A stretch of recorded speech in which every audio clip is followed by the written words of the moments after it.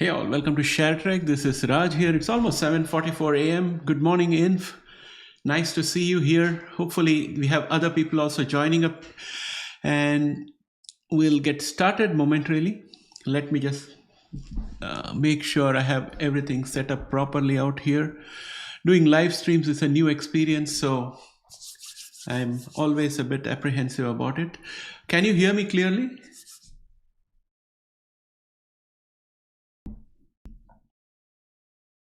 Okay, here we go. Let's start off by looking at the Dow futures, S&P futures, and NASDAQ futures as seen here. I think NASDAQ futures are mildly positive. Other than that, the other two indices, futures are mildly negative. So basically, like I said yesterday, we are in a hold pattern until we get the inflation data. And that's going to come out today at around 8:30 a.m. Core inflation rate month over month, year over year, as well as inflation rate month over month, year over year, CPI data. And according to market expectations, the consumer price report is expected to show that inflation is not going away, which means static inflation is priced in. I don't know if inflation is comes in higher than expected out here, like what we have here as an estimate, for example, 0.3%. If it comes to 0.4%, I don't know if all hell is going to break loose, or if it goes to 0.1%, is it going to be something to celebrate about? So I'm not yet clear about that. At the end of the day, I'm still a retail investor. So those of you who are listening, if you want to put your thoughts in the comment section, that would be great. So right now, I think we have a lot of uncertainty going on, and getting this inflation data behind us will reduce the volatility, in my opinion, and things would start looking slightly better.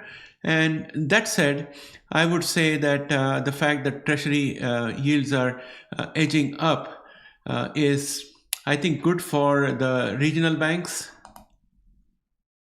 There you go. These ad blockers are now starting to act up. So when the yields go up, I think we have a little bit of problem for the regional banks because the face value of the bond remains the same, but the market price starts to go down. So in their balance sheet, it looks a bit difficult for them. So for dropping yields are better for them. So look at regional banks as one of the areas where you can see some kind of weakness. That's all I could think of right now. Let's go on to our futures and have a look at the TradingView platform. As you can see, we are nicely poised just below this diagonal line of resistance, and we have been trying to break through it for the last 4 to 5 days. But as I said, the focus is now on the inflation data, and also we have steel tariffs and aluminum tariffs, those things also in play. So I think if the inflation data is behind us, probably we'll get an opportunity to break above this today. So we can go either way. We can go above or we could drop. And if we did drop, I think 21-day exponential is going to help us a little bit. And if it fails, then we have this diagonal line of support. So the maximum drop today could be 21,269.5. That's the extreme that I'm thinking about. But if you look at the 21-day exponential, it's at 21,645.44. So those are the 2 points that I can think of today. And let's go and have a look at S&P 500 E-mini futures. And I can see that they are flat in pre-market trade. And we have the 21-day exponential still performing the role of a support. Markets are undecided. People are not taking any risks in the pre-market so far. Maybe that will change somewhere around 8:30 a.m. The gamblers will be out a little bit, maybe around 8:25. Let us look at the US 10-year yields. And we can see that the 10-year yields are creeping up, and they have gone above the 21-day exponential moving average, and they are creating new higher highs, and that means that it's creating a new bull channel, and that might probably follow this diagonal line of resistance from the previous bull channel, which will act as a resistance. And MACD is on the mend, momentum is also picking up. So it seems that yields are going to go up until we have the economic data coming out and inflation decides to push it the other way around. So that said, let's go and have a look at our Yeah, indicators. Let's go to the indicators section. And Dow Jones, again, still above the 21-day exponential. That's good. Diagonal line of support is still in place. 200-day exponential is also in place. And we have some kind of a, I would say, cup and handle pattern out here, because that's what I see everywhere. Either double bottoms or head and shoulders or cup and handle. These are the most common patterns that I tend to see. And we have the MACD, which is bearish right now. Momentum is still above average, so that's a good point out here. Pre-market, we are kind of flat, but yesterday we gained around 0.28%. So I think there's nothing much to say about Dow Jones. Your guess is as good as mine as to where it's going. S&P 500 managed to break above this diagonal line of resistance, this in the bull flag. So I'm going to mark this as a support, and we are still above that. And pre-market also, I think we were flat, so we don't know where S&P 500 is going today. MACD is looking healthy. Momentum is also above average, but it's a bit flat.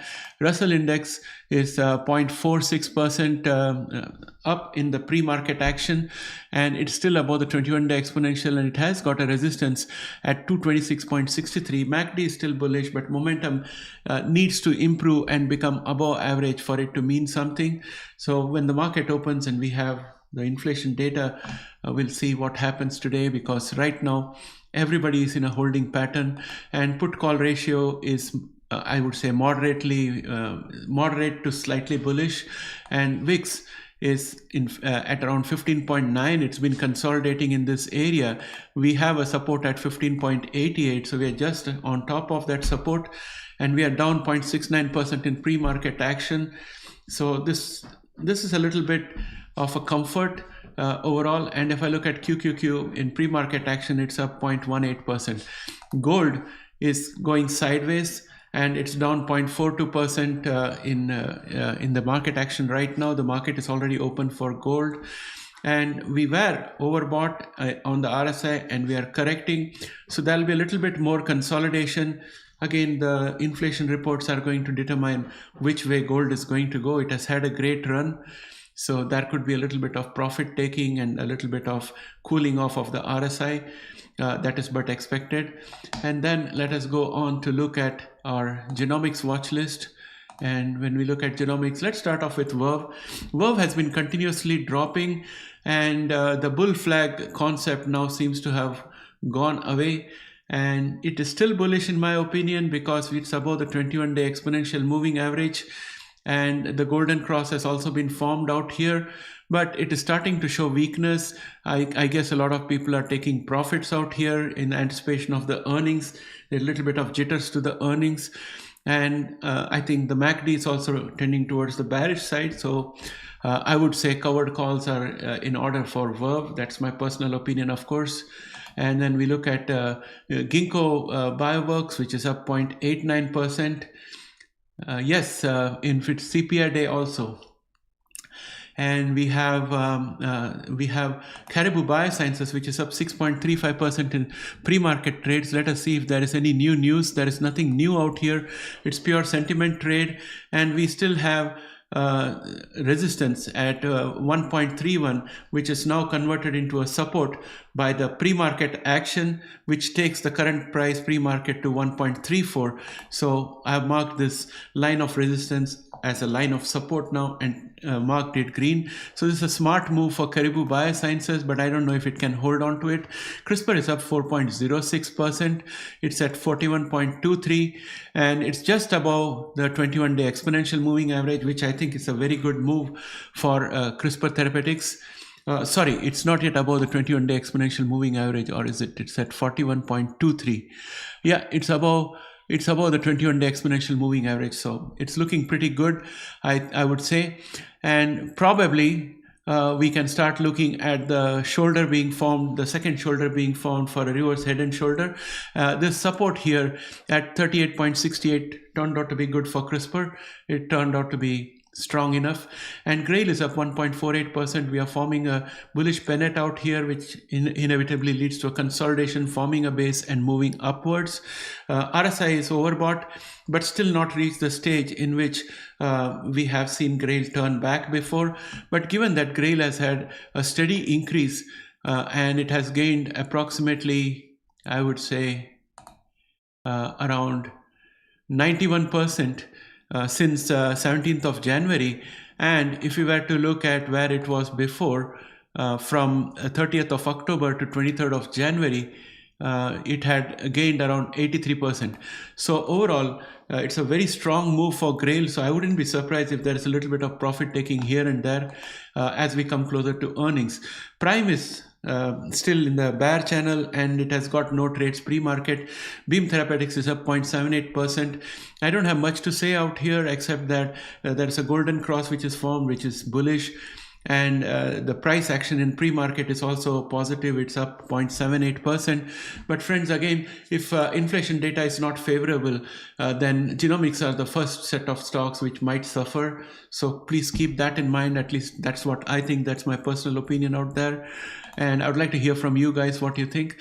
Altimmune is down around 4.84% as of yesterday's close, but this morning it's up 0.64%, recovering a small part of what it lost yesterday. And we are seeing some kind of a bottom out here. So I'm going to draw a line of support out here to say that this level has acted as a definite support, 6.22, that is $6.22. That seems to be the new support for Altimmune. And the chart is very weak. We need some news about their pemvidutide to boost this up. And when it does, I think it's going to go ballistic. But till then, I think we're going to consolidate in that range. Then we got Bluebird Bio, which is looking very, very weak. It's being supported by the support at 5.97. And the MACD is weak, and the momentum is also below average. So not at all looking that good. Then we have Allogene, which is down 0.71% in pre-market trades, very weak stock at this point of time.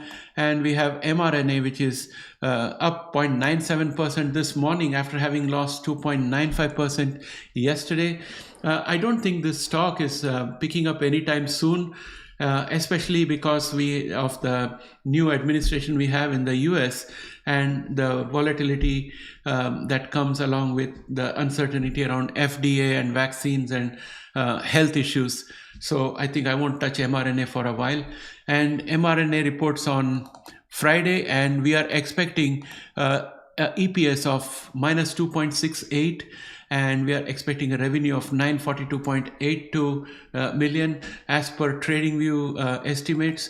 And if we meet those estimates, I think we can retain the value and start seeing some consolidation in preparation to move up. But if we don't do that, then I think we can see further declines. Then we have ARCG, which is up 0.38%. It is still within this bull flag, but a very narrow range bound trading happened yesterday. And today we are above yesterday's range bound trading level. So that's a good positive, but the MACD is still bearish. Momentum is average. PSEB is up 2.26%, and Intelia is up 0.76% in pre-market trades, but still in a inferior bear channel, I would say. I'm waiting for the new lower low to form so that I can draw the new bear channel, but right now I don't have a new bear channel, but it can be assumed that we are going to be below this diagonal line of resistance, which was the support of the previous bear channel. Hi, Michael.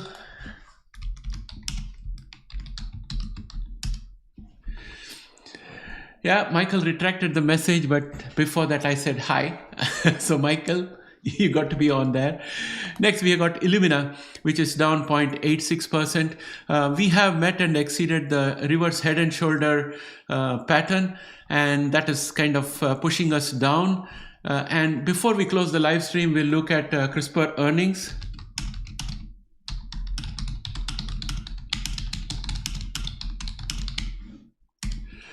And I think further downside is still possible, but we could probably experience a dead cat bounce out here because RSI is super oversold, And we got MACD, which is super bearish. When things like this happen, there is a dead cat bounce in store. So I'm expecting that we should see the dead cat bounce anytime. Probably the pre-market action of a gain of 0.86% is indicative that the dead cat bounce is starting off. IMTX is down down 6.07% and has closed at 4.95 yesterday. Today pre-market we have no trades, but IMTX looks very weak, and the line of support out here has been turned into a line of resistance at 5.34. Editas, I think David Best had remarked, can you believe Editas is at $1.18? I would say that yes, I can believe that it's possible. It seems almost implausible, but that's what has happened. And we are not going to respect this reverse head and shoulder pattern, so I'm just going to junk it. It did not happen. We did not form the reverse head and shoulder, so bad news for Editas shareholders. It's not at all looking good right now. And we have got Iowa, which is up 1.32%. Unicure is down 1.67%. I think that now that it has broken down below the line of support, which was out here, I think we are going to do the gap fill. So Unicure better have a covered call or something like that. Vertex is up 0.61% after giving up some gains post earning, but it's still on the bull channel, so I'm happy. It's still above the 21-day exponential moving average. I'm happy, and it's still above the 200-day exponential moving average, so I'm happy for that. But we have to watch carefully because it won't take too much for it to fall below. And then of course the MBOT, which David Best watches, is up 3.94%. I think it's a massive bull flag out here, but we'll have to see what happens as we go ahead. I'm not very familiar with this particular company. That said, I think we'll look at the CRISPR earnings after we finish AI and let the people who are watching for AI to go away. Next, let's look at Google. In the AI watch list, it's down 0.10%. Again, I think it's in a very narrow range bound trading yesterday, and today's trading until 8:30 a.m. is going to be range bound in my opinion. Everybody's waiting for the interest rate decision.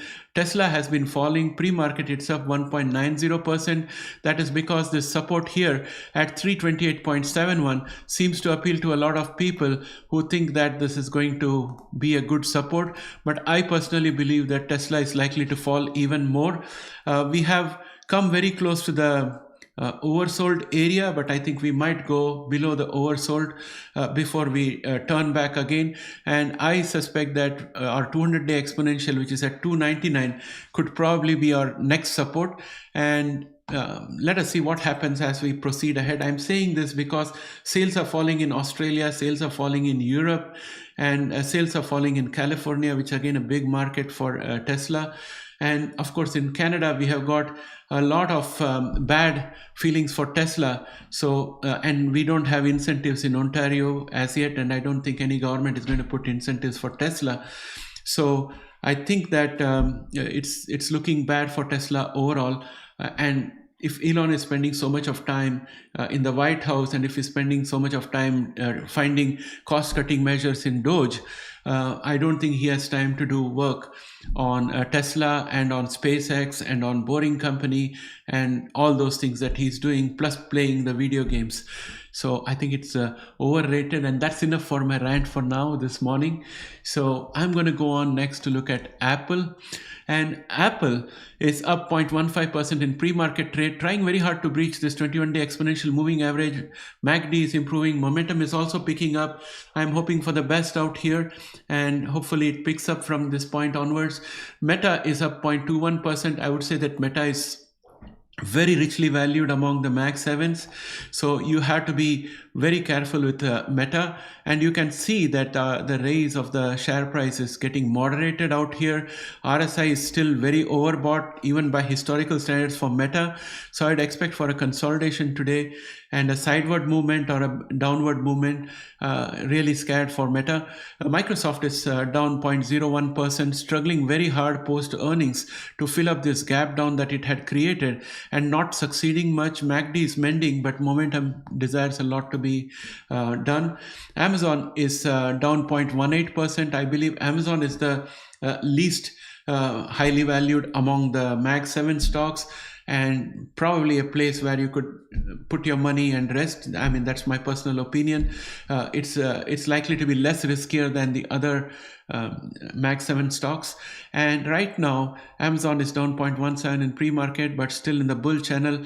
MACD is bearish and momentum is above average. But it's a bit flat. So if the momentum improves, I think we can see Amazon back in play. But with all the Mag 7, I would say that we are waiting for the CPI readings to come out, inflation readings to come out, and then things would start looking better for them. Nvidia is up 0.40%. I think regardless of the market conditions, I think Nvidia needs to complete this gap down fill, and it's going to continue to go up. I'm holding on to my Nvidia positions, and I think all the Mag 5, Mag 6 companies have promised a lot of spending on infrastructure, data center infrastructure. And given that AMD has not made much breakthrough into data center infrastructure, we can say the lion's share is going to Nvidia. And I think that another share that Sandeep had brought about to our attention, VRT, is also another share to watch because they are doing the cooling systems for data centers. So those are some of the things I would look at. Oracle is down 0.16%, valiantly trying to complete this double gap fill for the gap up and the gap down that have happened in a span of just 3 days. It's a very disorderly price action, and it's trying to correct it. And I think that today, based on what CPI says, we may either see it completing the correction, or it could start coming down and get support from the 21-day exponential moving average. Inf says Nvidia looks like it might fill that upper gap. I also hold NVDA. Okay, let us see. Let's go back to Nvidia and have a look. Yes, I agree with that. That's a very distinct possibility. And let's next go on to Qualcomm.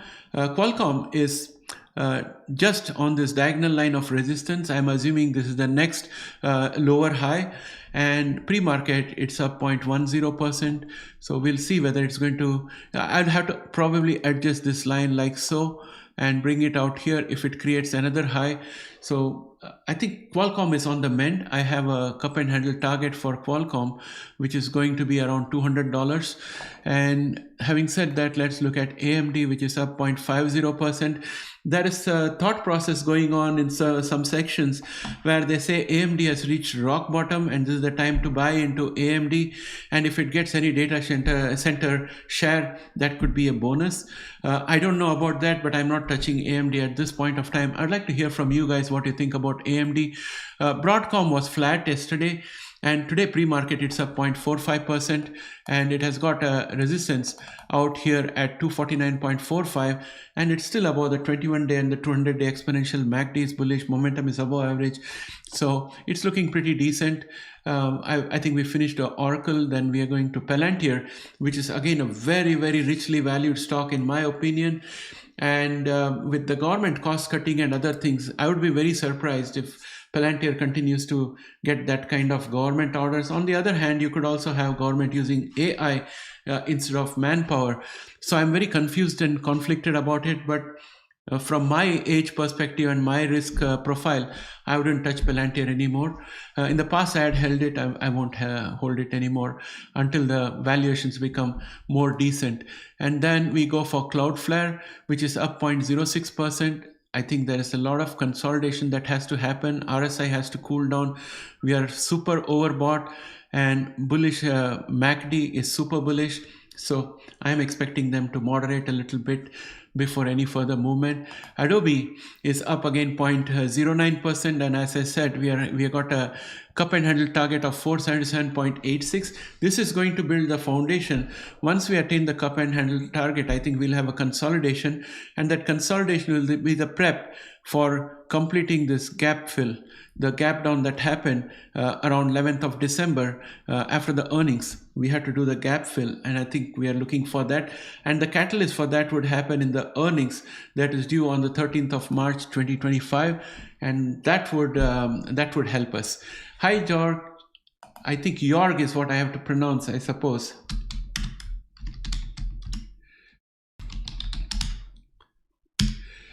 It's nice to see you guys here. Thanks for giving me support and thanks for being here.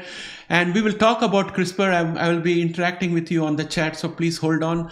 And I'll make this very fast. SMCI is up 12.72% in pre-market trades. Oh, it's got tiger juice going on.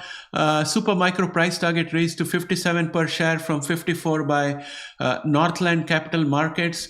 Great. I would still wait to see them clear the financial reporting hurdles before I invest anything in SMCI. Just watching it from here, that is good enough. ARM Holdings is up 0.90%. ASML is down 1.25%, still consolidating. Intel is up 5.05%. FNGD, I think we did not talk about that. SMH, which is a semiconductor ETF, is up 0.21%, still above the 200-day exponential and the 21-day exponential. MACD has turned bullish. Momentum is flat. I think NVIDIA will push this up. AV is down 0.55%. Again, what I said for Palantir applies for AV. It has got a order from the government, and it is given the first installment. I think it was $250 million or something like that, if I'm not mistaken. And the overall value is around $990 million, if I'm not mistaken. So there will be installments of orders coming in and they'll pay. But if there is cost-cutting effort, then I think that's also under question. So I'll keep that in mind. Snowflake is up 0.37% in pre-market trades, and I'm expecting a target of 225.72.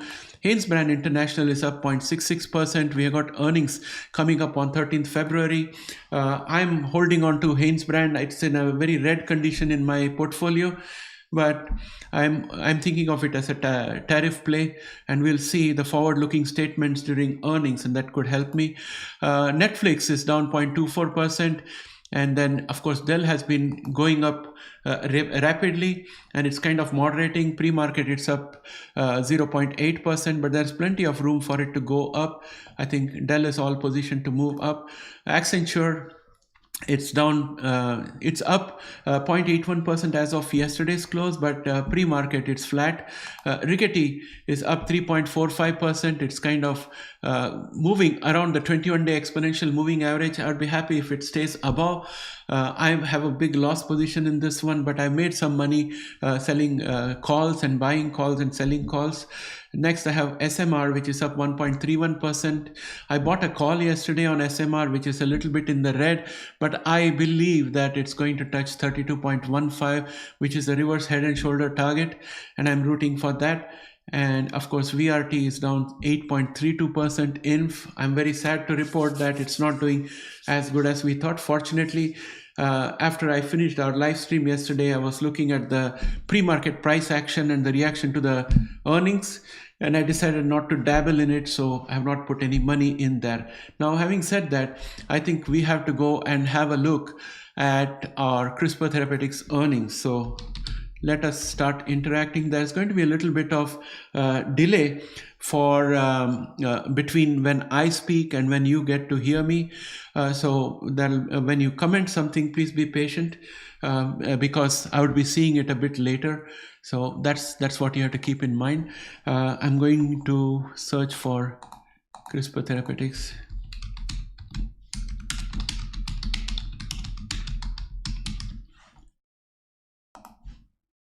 Okay. 15 hours ago, we had CRISPR Therapeutics earnings, and let us see what report we have in Yahoo out here. The headline says CRISPR Therapeutics reports Q4 loss, tops revenue estimates. So let's go into CRISPR out here.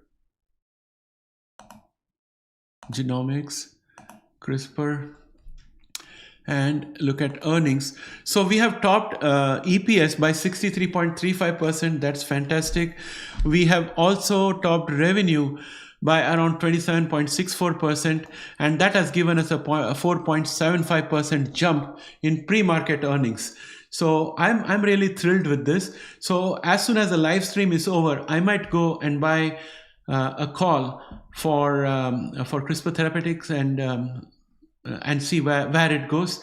And Raj, if we get a chance, we can look at UPST and LYFT. They have reported earnings last night, and CVS and GNRC reported this morning. Okay, so let's finish off with CRISPR Therapeutics.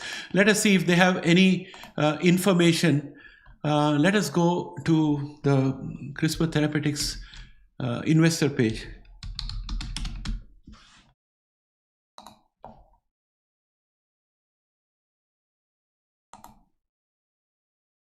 And let us look at news. And let us look at what we have here. Casgevy. Casgevy is approved. Yeah, we know that. Vertex also said the same thing. Vertex recently announced a reimbursement arrangement with NHS England for SCD patients to access Casgevy. This is a bullish news. As of the end of 2024, more than 50 authorized treatment centers have been activated globally, including centers across regions. And more than 50 patients have already had at least one cell collection. And enrollment has been completed in 2 global phase 3 studies of Casgevy in children 5 to 11 years of age with SCD, TDT. I think this is a big achievement because getting children to be enrolled for clinical trials is a very difficult proposition in my opinion. So I think this is again a bullish news for CRISPR Therapeutics. CRISPR has 2 next generation approaches with the potential to significantly expand the addressable population of SCD and TDT. The company continues to advance its internally developed targeted conditioning program and ATCD117 ADC through preclinical studies. Additionally, the company is conducting ongoing research to enable in vivo editing of HSC. This work would eliminate the need for conditioning altogether, expand geographic reach, and enable treatment. Friends, let me share my opinion, and I want you guys to do your own independent research. Remember, we are all retail investors, and none of us knows more than the other. So my personal opinion is that this itself is going to boost CRISPR Therapeutics share price significantly in the future, multiples, hundreds of multiples, I would say. You know why? Because what they are talking about here is just scratching the tip of the surface in terms of potential. So first of all, sickle cell Casgevy is already approved. And if they implement Casgevy using this approach and do the edits in the stem cells itself, and then that is going to prevent the need for any bone marrow transplant. That's a very big plus. And doing that kind of procedure would really mean that many patients who are currently not eligible because they can't undergo this whole process of getting their stem cells released using medication, staying in the hospital for that, and then going through myeloablation, that is clearing of the bone marrow using chemical or radiation methods, and then getting new stem cells infused and going through a period of immune compromised position where they need blood transfusions and other things. That's very risky. So a whole lot of category of people who were ineligible for these therapies, either due to old age or frailty or some other conditions, they now become eligible. So it expands the pool. So that's point number 1. That is the immediate benefit that will come if they succeed with this new therapy that they are working on. The second thing is that even though they don't mention here, the same strategy can be used to deliver a cytokine directly to the stem cell in the bone marrow and clear it out. At least that's the way I understand it based on everything that I have studied. Of course, I'm not a scientist, so don't take it to the bank. But if that is possible, then we have gentle myeloablation, which would be much easier than the chemical and radiation, because chemical and radiation are indiscriminate. They're like a bulldozer, or they are like a butcher's knife, right? Whereas if you look at the ability to target HSCs directly and drop cytokine on them and clear them out, that is more surgical, like using a scalpel and being very precise, like a microsurgery, right? So there are 2 different propositions, and if that is successful, then that can be the what will replace the current chemical and radiation therapy used for bone marrow transplant. So once that happens, there are so many ailments that can be cured with a bone marrow transplant. All those blood related ailments will then use this therapy for myeloablation and then proceed with replacing the stem cells. So that's one possibility. Second is that this mechanism can be used by CRISPR Therapeutics to license to other companies, because there are a lot of blood conditions. There are many conditions that come out in cells which are for which human stem cells or hematopoietic stem cells are the precursor cells. So if edits were done there, probably, for example, in case of HIV, the CCR5 co-receptor, if it is suppressed, then HIV resistance comes into the body and a functional cure becomes available to the patient. This has been done with bone marrow transplant for terminal AIDS patients who are suffering from blood cancer, and they managed to beat HIV. So those things can be done because you can use this kind of a mechanism where you can clear out the bone marrow, modify the HSC to suppress CCR5 and repopulate the bone marrow, or do the in vivo editing the way CRISPR is aiming to do for sickle cell, and go there and make that modification. So I have a interview scheduled today, somewhere around 12 o'clock with the professor from University of Western Ontario. He's also chair of HIV for Canada. So I'll be discussing this possibility with him. And don't forget to see that interview on this channel as well as our HIV channel. So I think there's a lot of revenue to be had. So I would definitely double down on CRISPR and I will put my money into it. But in the meantime, I'm going to look for opportunities to buy on the cheap. So I would like to read the comment section right now so that I can respond to you guys.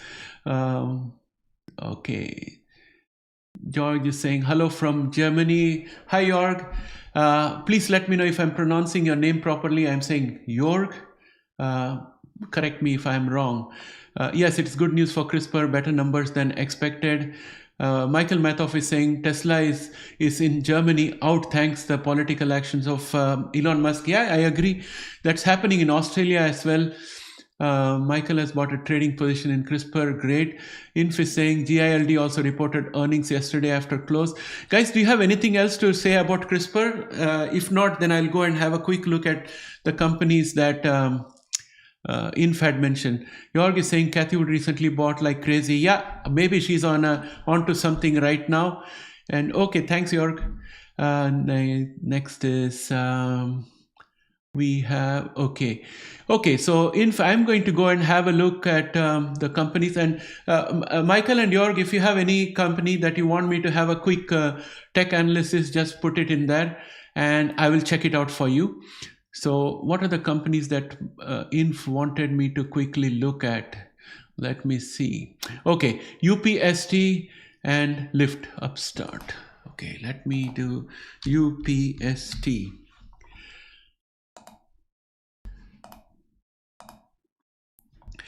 UPST had earnings and they exceeded EPS by 753.99, and they also exceeded revenue by 20.36, and pre-market they are up 24.96%.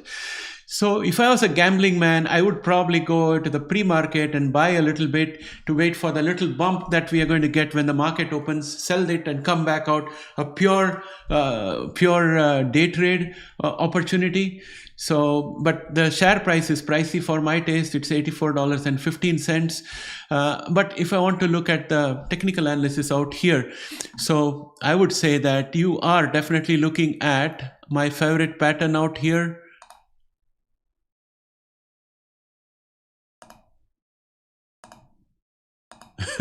So what would be the price target out here? Let's do the quick and dirty out here. Let's go here, and then you're going to the cloning and color changing, as you know the drill. Just drag it out.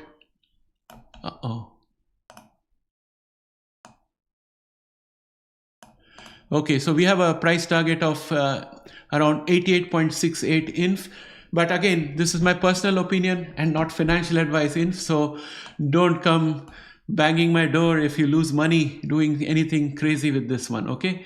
Next, you are talking about LYFT. Let us look at LYFT. Let me take this out from here and then put LYFT in place. Let's look at Lyft.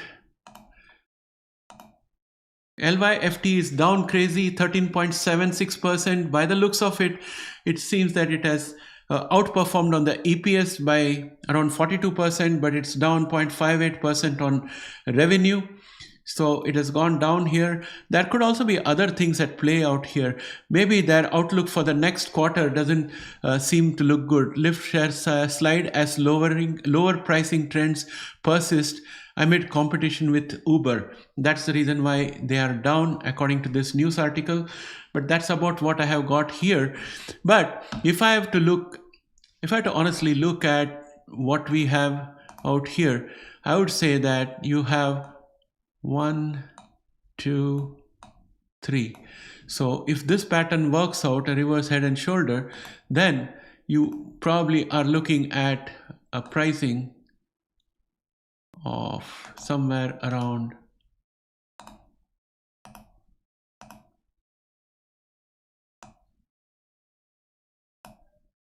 17.34.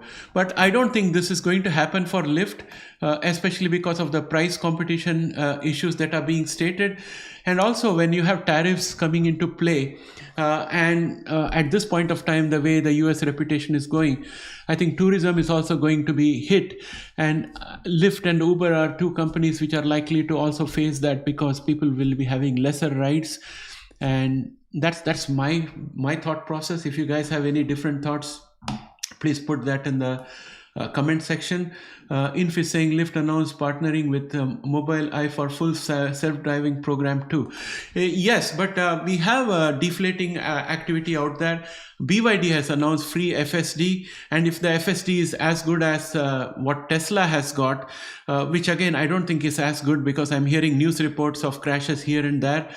So all this premium that are that's being given to Tesla for FSD, and all the talk about Tesla being more a software company than a AI company rather than a car company, all that is nonsense in my opinion, because the most prominent thing from Tesla is the electric cars. I have not seen Tesla robots in the market with a good market share. I haven't seen a Tesla AI or a chatbot, or a LLM. They are trying to work on X, but that doesn't belong to Tesla. That is Elon Musk's. So Tesla doesn't have any of those things, and their only call for fame is this FSD, which probably is going to be the driving force for robotics and other mobile robots. So given that BYD is now offering it for free, I wouldn't put too much premium into this self-driving thing anymore. I don't know, that's me, but if any of you guys think otherwise, please let me know, because I'm also learning from you guys. I may not know everything. You guys have got your own expertise. You're reading your own media. So I might be in a media bubble, and maybe I'm looking at things differently. I'd like to hear from you also, so that the bubble can be pierced and we have a good sense of reality, because if we lose touch with reality in the market, we're going to lose money.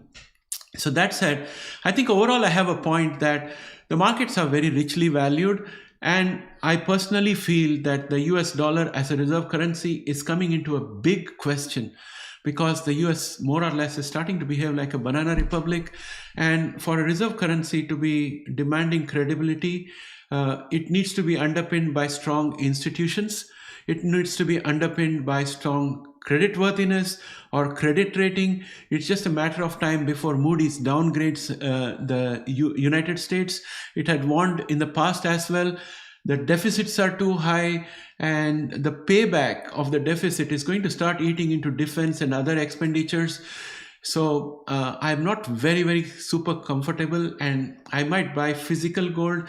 Even paper gold has become suspect, because it takes a longer time for London bullions to deliver. So there is a little bit of discomfort out there as well.